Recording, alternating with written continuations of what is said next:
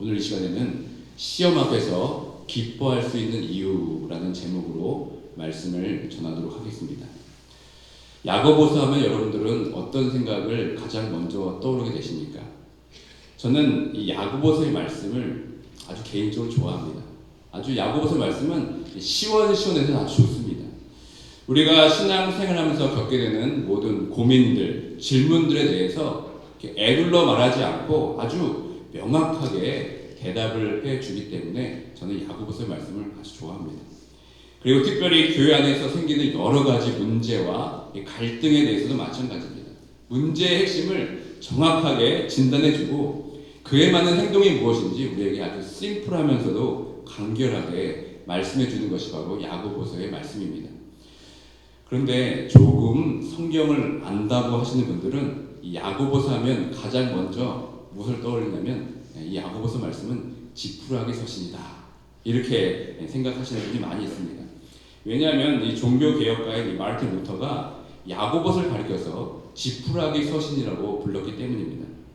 왜냐하면 루터가 말하는 그 종교개혁의 정신은 뭐냐면 이신층이 믿음으로 말미암아 구원 얻는다 하는 건데 이 야고보서 서신서는 믿음보다는 행위의 중요성을 강조하기 때문에 그랬습니다.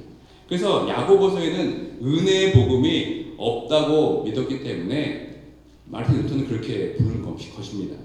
그러나 야고보서는 이 바울 서신과 별개의 서신서가 아닙니다.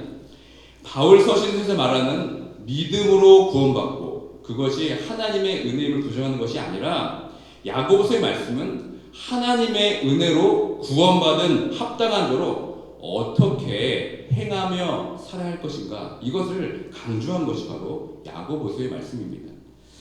이 시간 한번 우리들의 믿음 생활 한번 돌아보시길 바랍니다. 우리의 믿음 생활의 실상을 보면 어떻습니까? 사실 행함보다는 아는 것으로 멈춰 있는 경우가 너무나 많이 있습니다. 머리로는 믿음이 무엇이고 또 은혜가 무엇인지 다 압니다. 그러나 그 은혜를 어떻게 누리며 살아가는지에 대해서는 별로 고민하지 않는 것 같습니다. 이 하나님의 말씀이 강단에 선포될 때 그 말씀을 그 하나님의 말씀으로 듣고 그 말씀대로 살기로 몸부림쳐야 하는데 그 몸부림치기보다는 머리로서 그 말씀을 판단하고 평가하기에 바쁩니다. 그 말씀대로 살려는 에너지를 써야 하는데 선포되는 말씀을 분석하고 때로는 비판하는데 에너지를 쓸 때가 더 많이 있는 것 같습니다. 여러분, 이 집을 지을 때 가장 중요한 것이 무엇입니까? 바로 기초, 머릿돌이 가장 중요합니다. 머릿돌은 집을 지을 때 이 방향도 잡고 이 머릿돌을 중심으로써 집을 세우게 됩니다. 그러니까 바울 서신서의 내용이 신앙이라는 집의 머릿돌이라면 이 야고보서의 말씀을 포함해서 이 바울 서신 뒤에 나오는 베드로 전후서, 요한 1, 2, 3서, 유다서 등은 이 머릿돌의 기초로 세워진 건물의 기둥이 되기도 하고 또 벽도 되는 겁니다.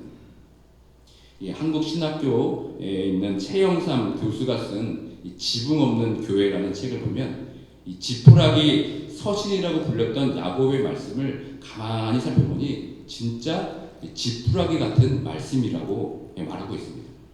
이렇게 말하는 이유는 다음과 같습니다. 지푸라기 자체로는 집을 세우는 기초석이나 기둥이 될 수가 없습니다. 그러나 이 집을 지을 때 기초를 만들고 벽을 만든 후 가장 나중에 하는 것이 무엇입니까? 바로 지붕을 얹습니다. 그런데 예전에 그 지붕의 재료가 무엇이었습니까? 바로 지푸라기였습니다. 그러니까 아무리 기초가 튼튼하고 기둥과 벽이 있다고 하더라도 만일 지붕이 없다면 그 집이 어떻게 되겠습니까? 온전한 집이라고 말하기가 어려울 것입니다. 마찬가지로 믿음과 은혜의 단단한 기초로 신앙을 집을 짓는다 하더라도 지붕이 없다면 어떻게 되겠습니까? 지금 여러분이 살고 있는 여러분 집에 지붕이 없다고 한번 생각해 보시기 바랍니다. 여러분께서 밤이 되어서 침실에 누워 있는데 지붕이 없어서 이렇게 하늘에 별과 달과 구름이 보인다고 생각해 보시기 바랍니다. 처음에는 참 낭만이 있네. 저 별은 나의 별, 저 별은 너의 별 하면서 노래를 부를 수도 있을 것입니다. 그런데 여러분 갑자기 폭우가 밀려오고 천둥이 치고 번개가 친다면 여러분 어떻게 되겠습니까? 그러니까 지붕에 없는 집에 산다고 하는 것은 집에 있다고 하지만 집 밖에 사는 것과 마찬가지입니다. 우리에게 믿음이라는 든든한 기초석이 잘 쌓여있다 할지라도 지붕이 없는, 즉 지푸라기조차 없어 믿음에 합당한 이 삶의 행위가 없다면 그것은 온전한 신앙의 집이 세워진 것이 아닙니다. 이 교회도 마찬가지입니다. 교회 안에 말씀이 넘쳐납니다. 교회 안에 믿음도 넘쳐납니다. 그런데 교회에 지붕이 없다면 어떻게 되겠습니까? 교회가 마땅히 행해야 할 행위가 없다면 어떻게 되겠습니까? 여러분이 지어가고 있는 신앙의 집이 지푸라기가 잘 덮여져 있습니까? 우리 한인 제일장로교회의 지붕은 지금 안전하게 잘 세워져 있습니까? 다시 한번 야고보서를 통해서 그리스도로 말미암아 우리 심령 가운데 지어진 이 신앙의 집이 과연 온전히 잘 세워져 가고 있는지 다시 한번 확인하고 신앙의 온전한 집을 지어갈 수 있는 모두가 되길 주님의 이름으로 축원드립니다. 먼저 1장 1절을 살펴보면 이 야고보서가 서신, 즉 편지임을 우리는 알게 됩니다. 이 편지의 특징은 편지를 쓰는 발신자가 있고 편지를 받는 수신자가 있습니다. 1장 1절에 보면 이 서신서를 지금 누가 썼다고 밝히고 있습니까? 하나님과 주 예수 그리스도의 종 야고보 이렇게 밝히고 있습니다. 이 야고보라는 이름은 유대인들에게는 우리나라의 그 성씨 김씨나 이씨만큼 아주 흔한 이름이옵니다. 신약에 보면 이 야고보라는 이름이 한 42회 정도 언급이 됩니다. 그런데 우리가 알만한 이 야고보의 이름을 가진 이름을 추리면 3명으로 좁혀집니다. 먼저는 예수님의 12제자 가운데 알페오의 아들 혹은 작은 야고보가 있습니다. 그런데 그는 스스로의 이름으로는 교회들에게 편지를 쓸 만큼 유력한 인물이 아닙니다. 두 번째로는 예수님의 그 핵심 제자들 가운데 세베대의 아들 야고보, 곧 요한의 형제 야고보가 있습니다.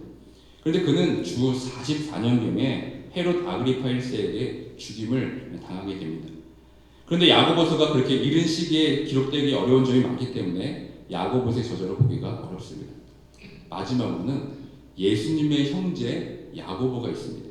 이 야고보는 예수님께서 요한복음 7장 5절에서 이는 그 형제들까지도 예수를 믿지 아니함이로라 라는 말씀을 비춰보아서 야고보는 예수님께서 죽으시고 부활하신 후에 믿은 것으로 보입니다. 그리고 그는 후에 초대교회 당시 예루살렘 공의회에서 바울과 함께 아주 중요한 안건을 채택하는 또 결정하는 높은 지도자가 되었습니다. 이 예수의 형제 야고보가 야고보서를 썼다고 우리는 볼 수 있습니다. 그런 그가 1절에서 자기 자신을 지금 무엇이라고 부릅니까? 하나님과 주 예수 그리스도의 종 이렇게 부릅니다. 제가 야고보 같았으면 온 인류를 구원하신 메시아, 십자가 죽음에서 부활하고 승천하신 예수님의 동생이라고 자신을 소개할 수도 있었을 텐데 야고보는 그저 자기 자신을 종 이렇게 표현하고 있습니다. 요즘에도 유명한 사람을 안다는 그 사실만으로도 내가 마치 그 유명한 사람처럼 착각하며 우쭐댈 때가 얼마나 많이 있습니까? 12사도도 아니었던 그가 자신을 예수님의 형제였다고 소개하면 훨씬 더 주목받았을지도 모릅니다. 그런데 야고보는 이를 마다했습니다. 왜 그랬을까요? 그가 겸손해서 그랬을까요? 사실 겸손보다 더 중요한 것이 있었습니다. 그것은 그 야고보가 예수님의 삶을 제대로 이해했기 때문입니다. 예수님 자신이 하나님의 아들로서 이 땅에 와서 우리를 사랑하사 십자가에서 죽기까지 하나님의 말씀에 순종한 예수님을 정확하게 보았기 때문이었습니다. 우리도 마찬가지입니다. 우리도 예수님이 누구인지 정확하게 보아야 합니다.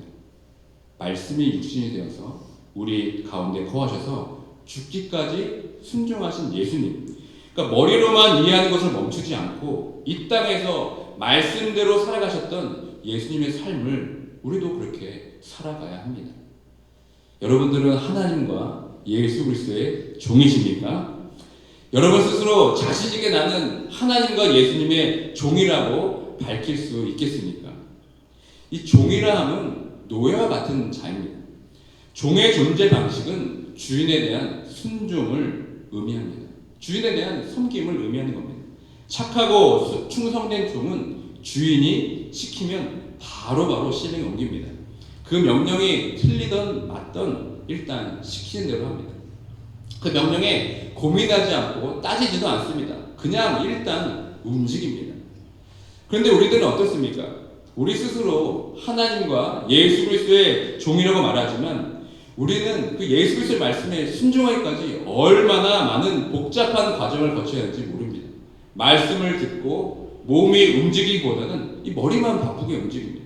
그 말씀을 삶에 적용하기까지는 엄청난 프로세스가 필요합니다. 그리고 왜 이렇게 반대급부가 많은지 모르겠습니다. 이것 때문에 못하고 저것 때문에 못하고 얼마나 핑계가 많은지 모릅니다. 야고보는 자신을 종이라고 밝히는 것은 하나님의 말씀을 머리로만 이해하고 마음의 어떤 감동이나 찔림으로만 만족하지 않고 우리의 주인 대신 그 하나님의 말씀에 일단 행하라, 일단 움직여라, 그것이 바로 종의 모습이다라고 지금 우리에게 말하고 있습니다. 하나님과 예수 그리스도의 종으로서 우리 삶 속에서 그 말씀대로 살기 위한 몸부림과 흔적들을 보이라고 지금 우리에게 명령하고 있는 겁니다. 말씀에 은혜 받고 말씀에 순종한다는 것은 그저 마음의 감동이나 찔림에 멈추는 것이 아닙니다. 우리 삶 속에서 그 말씀대로 살기 위한 몸부림, 흔적들이 우리 삶 속에서 드러나게 될 줄 믿습니다. 야고보는 이 야고보서를 통해서 우리 삶에서 어떠한 행함으로 우리의 믿음을 견고하게 하고 드러나게 할 것인가에 대해서 여러 가지 주제의 말씀으로 우리에게 도전하고 있습니다. 가장 먼저 야고보는 우리 삶에 시험이 찾아올 때 어떻게 할 것인가에 대한 화두를 지금 우리에게 던지면서 그 시험에 대한 올바른 삶의 반응이 무엇인지 우리에게 이렇게 밝히고 있습니다. 다 함께 2절의 말씀을 읽도록 하겠습니다. 시작. 내 형제들아 너희가 여러 가지 시험을 당하거든 온전히 기쁘게 여기라. 시험을 당할 때 기뻐하라. 여러분 이 말씀을 어떻게 이해하고 계십니까? 이것은 시험을 당할 때 그냥 맹목적으로 기뻐하라는 것이 아닙니다. 시험을 만날 때 억지로 또 기뻐하라는 것도 아닙니다. 시험을 당할 때 기뻐하라는 것은 어떤 시험이 와도 예수 그리스도로 구원받은 우리들에게는 기뻐할 이유가 있다는 것입니다. 이 시험이라는 이 원어는 페이라스모스라고 하는데 이 단어는 시련 혹은 연단의 의미로도 사용이 됩니다. 시험은 각가지 여러 모양으로 우리에게 다가옵니다. 외적인 환난과 핍박일 수도 있습니다. 때로는 또 경제적인 어려움일 수도 있습니다. 또 예기치 않는 사고일 수도 있습니다. 또 갑작스러운 질병일 수도 있습니다. 그리고 내 개인적인 내적으로 이 시험은 계속 찾아옵니다. 내 안에 해결되지 않는 문제로 이 시험이 우리에게 늘 도전하고 있습니다. 누군가를 미워하고 시기하고 원망함으로 인해서 시험이 오기도 합니다. 그리고 자신의 연약한 부분 때문에 스스로 당하는 시험도 있습니다. 여러분 이런 시험이 우리 삶에 다가오면 어떻습니까? 기뻐하기보다는 괴롭습니다. 기쁨보다는 우울해집니다. 그런데 야고보는 이 시험을 당할 때 온전히 기뻐하라 이렇게 단언합니다. 어떻게 이것이 가능하겠습니까? 그것의 힌트는 3절의 마지막 부분에 숨겨져 있습니다. 우리 다 같이 3절의 말씀을 함께 읽겠습니다. 이는 너의 믿음의 시련이 인내를 만들어내는 줄 너희가 알미라. 3절 마지막에 보니까 어떻게 말씀합니까? 너희가 알미라 이렇게 말씀하고 있습니다. 그렇다면 우리는 무엇을 알기 때문에 이 시험을 들을 기쁨으로 감당할 수 있겠습니까? 그것은 우리가 이 시험을 통해서 우리가 온전해짐을 알기 때문입니다. 다 함께 4절의 말씀 함께 읽겠습니다. 인내를 온전히 이루라. 이는 너희로 온전하고 구비하여 조금도 부족함이 없게 하려 함이라. 그러니까 우리가 시험을 만나게 될 때 우리가 기뻐할 수 있는 이유는 하나님께서 이 시험을 통해 우리를 온전하게 하기 위한 하나님의 뜻과 계획과 목적이 있다는 것을 깨닫기 때문입니다. 지금은 그 시험 앞에서 서 있는 것조차 힘들고 또 그 시험을 외면하고 싶지만 결국은 그 시험을 통해서 하나님께서 우리를 조금도 부족함 없이 온전하게 이루게 하기 위한 과정을 우리가 깨닫게 될 때 우리는 기뻐할 수 있는 것입니다. 이 용광로 앞에서 이 개장장이가 멋진 검을 만드는 과정을 한번 생각해 보시길 바랍니다. 멋진 이 명검을 만들기 위해서 시뻘건 용광로에 아무 형상 없는 무쇠를 넣었다 빼었다, 그리고 또 두들기고 또 넣었다가 빼었다가 하는 이런 긴 인내의 과정을 거쳐서 명검이 탄생하게 되는 겁니다. 그러니까 우리가 겪는 시험은 이와 같습니다. 결국은 우리를 하나님의 사람으로서 온전하기 위한 과정임을 우리가 알게 될 때 우리는 우리가 겪는 시험에 대해서 기뻐하게 될 줄 믿습니다. 그렇다면 이 시험을 견디고 인내하게 하는 주체가 누구입니까? 인내를 온전히 이루라라는 이 말씀은 내가 어떤 그 시험을 잘 참고 견뎌서 얻게 되는 어떤 개인적인 성취로서의 인내가 아닙니다. 내 자신이 스스로 판단하고 결단해서 얻는 영웅적인 인내가 아닙니다. 여기서 말하는 인내는 내 자신이기보다는 하나님께서 자신의 뜻과 목적을 이루기 위해 나를 견디고 인내하게 하시는 하나님의 능력을 말하는 것입니다. 우리가 시험을 만날 때 내 스스로의 힘으로 버티고 견디는 것으로는 우리가 온전해질 수가 없습니다. 결국은 그 하나님의 능력을 의지하며 하나님이 허락하신 그 시험의 이유와 뜻이 무엇인지 분별하면서 하나님께 인내하며 매달릴 때 우리는 온전히 하시는 그 시험 앞에서 우리는 기뻐하게 됩니다. 우리가 시험을 만날 때 그 시험 앞에서 빠져나가기 위해서 하나님을 찾고 하나님을 내가 붙잡는 것 같지만 사실은 내가 하나님을 붙잡은 것이 아닙니다. 그 시험 가운데 하나님께서 누구보다도 나를 강하게 붙잡고 계십니다. 이것을 깨닫는 것이 바로 온전함의 시작입니다. 우리는 늘 내가 하나님을 붙잡았다고 생각합니다. 그러나 우리가 아무리 하나님을 붙잡고 있다고 하지만 우리는 예기치 않는 시험 앞에서 주님의 손을 놓을 때가 얼마나 많은지 모릅니다. 우리가 겪는 시험 앞에서 주님 앞에 원망하고 불평하면서 주님께 항변하면서 등 돌리면서 하나님의 손을 놓칠 때가 얼마나 많이 있습니까? 그러나 그때에도 하나님은 우리의 손을 놓지 않으십니다. 하나님께서 나를 향한 그 하나님의 뜻하신 목적을 이루기 위해서 우리를 온전한 하나님의 사람으로 빚어가기 위해서 우리를 포기하지 않으시고 강한 두 팔로 우리를 붙잡아 주십니다. 그때 우리는 그 시험을 잘 통과할 수 있는 겁니다. 그것이 바로 우리를 향한 하나님의 사랑이고 하나님의 능력인 줄 믿습니다. 시험 앞에서의 인내는 다른 것이 아닙니다. 하나님을 신뢰하는 것입니다. 하나님께 딱 붙어 있는 겁니다. 여러분, 시험을 피하지 마시길 바랍니다. 내가 겪는 시험을 외면하지 마시고 그 시험을 직면하시길 바랍니다. 그 시험을 통해 하나님께서 어떻게 나를 온전하게 빚어가시기를 기대하시길 바랍니다. 그리고 내가 겪는 시험 앞에서 남 탓하지 마시길 바랍니다. 남의 탓을 하면 온전히 그 시험을 인내할 수가 없습니다. 그리고 하나님의 뜻을 온전히 알 수도 없습니다. 차라리 하나님 탓을 하시길 바랍니다. 하나님, 왜 나에게 이러한 시험을 주십니까? 나를 어떻게 빚어가시려고 왜 이런 연단을 주십니까? 하나님 앞에 따지며 나아가시길 바랍니다. 그것이 바로 기도입니다. 그러니까 시험을 만나면 기뻐하라 이 말을 다른 말로 하면 시험을 만나면 기도하라 라는 말입니다. 그 기도를 통해서 하나님께 나아가야만 우리는 그 시험의 이유를 알고 기뻐할 수 있게 되는 것입니다. 그 시험 앞에서 하나님께 끙끙거리며 신음하는 기도를 통해서 우리는 하나님의 깊은 경륜과 뜻을 비로소 깨닫게 될 줄 믿습니다. 지금 예기치 않은 시험 앞에서 괴로워하고 계십니까? 그 시험 때문에 너무나 힘든 시간을 보내고 계십니까? 기도로 나아가시길 바랍니다. 왜냐하면 기도를 통해서 내가 겪는 이 시험을 통하여서 나를 향한 하나님의 뜻을 진심으로 진지하게 묻고 들을 수 있는 절호의 기회이기 때문입니다.